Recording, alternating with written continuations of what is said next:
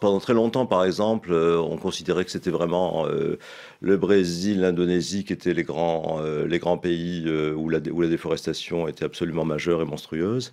Depuis quelques années, on voit que le principal pays forestier d'Afrique, c'est la République démocratique du Congo. On s'aperçoit maintenant il y a plus de déboisement en République démocratique du Congo qu'en Amazonie brésilienne. Et ça, c'est assez nouveau. Alors, à quoi c'est dû?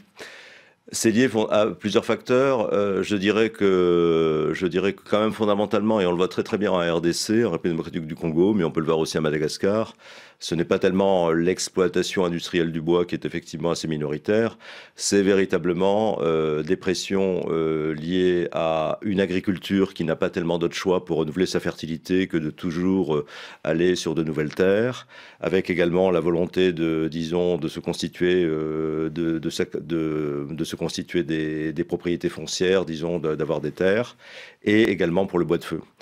Donc, on a raison d'être inquiet. Alors, par ailleurs, sur le bois d'œuvre, sur le bois qu'on exporte, effectivement, il y a des grandes compagnies européennes, de moins en moins européennes, de plus en plus chinoises, sur lesquelles les progrès sont assez lents, même s'il y a eu des progrès effectivement récents en termes de légalité et en termes de bonne gestion. Ça s'appelle la Grande Muraille Verte du Sahel, effectivement. Fondamentalement, c'est une bonne idée dans le concept, c'est-à-dire cette idée d'avoir une barrière végétale est très importante. Maintenant, comme toujours dans ces projets, tout dépend de la réalisation.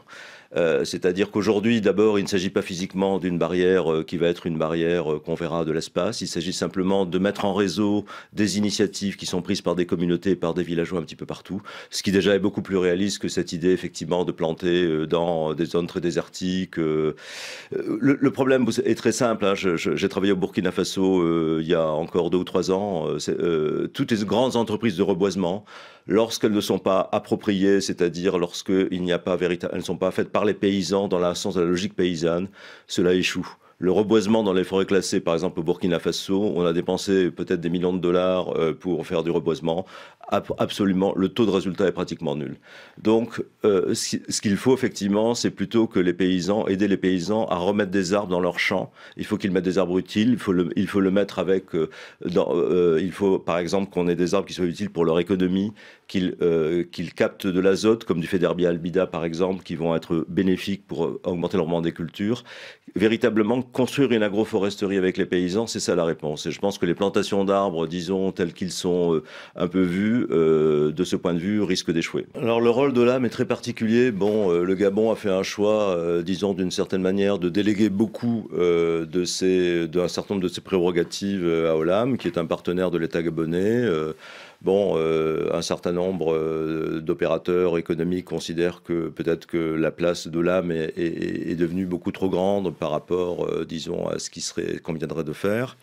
Ce qui est clair, c'est que Olam a été un artisan disons, de la politique, a été vraiment un peu le fer de lance de la politique, de la nouvelle politique gabonaise, que ce soit dans le bois, que ce soit dans l'agriculture. Olam, c'est d'abord un planteur de palmiers à huile, c'est un planteur d'EVA, et dans le bois, il a été effectivement l'opérateur de la zone d'Uncock.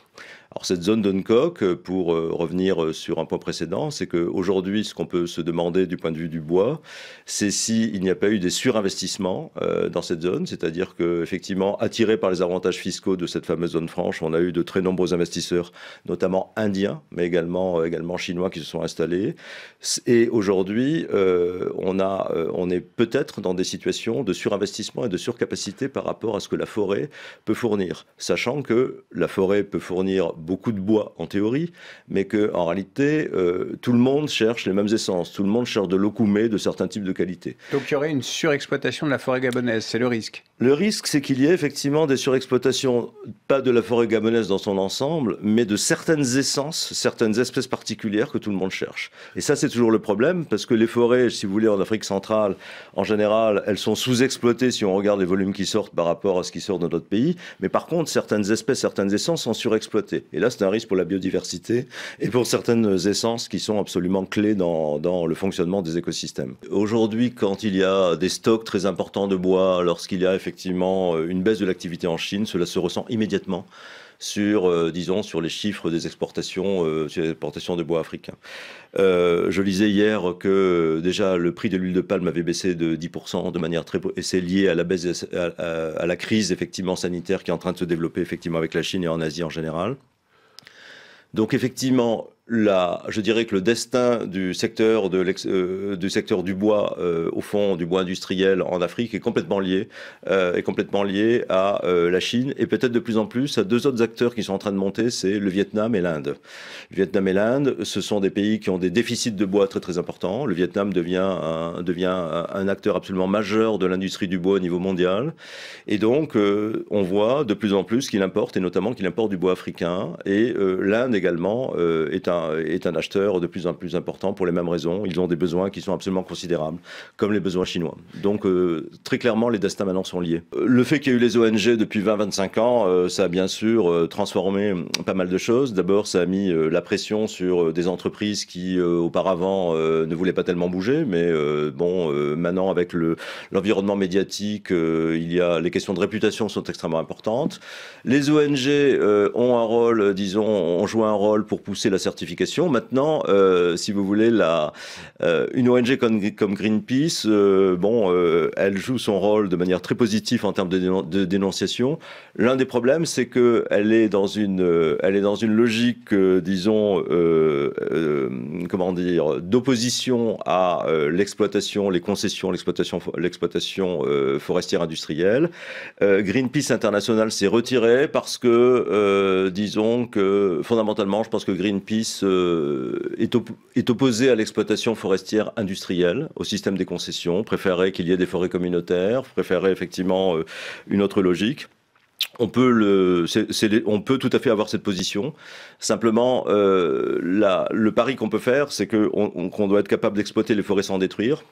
Et que de toute façon, aujourd'hui, l'exploitation forestière, où on a entendu, effectivement, on a vu le cas du Gabon, est devenu quelque chose de très important pour les pays africains dans leur économie. Conserver les forêts en Afrique, c'est pas tellement, bien sûr, le but, c'est pour le changement climatique, la biodiversité, qui sont des biens publics mondiaux, c'est très clair.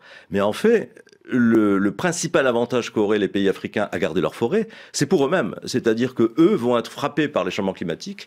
Et le fait d'avoir effectivement, des massifs forestiers importants, eh bien, c'est le meilleur moyen d'avoir des solutions, de pouvoir s'adapter, de pouvoir maintenir des conditions climatiques qui soient à peu près viables et d'éviter la désertification de certaines zones. Je ne crois pas du tout à des grandes opérations de plantation de millions d'arbres, de milliards d'arbres.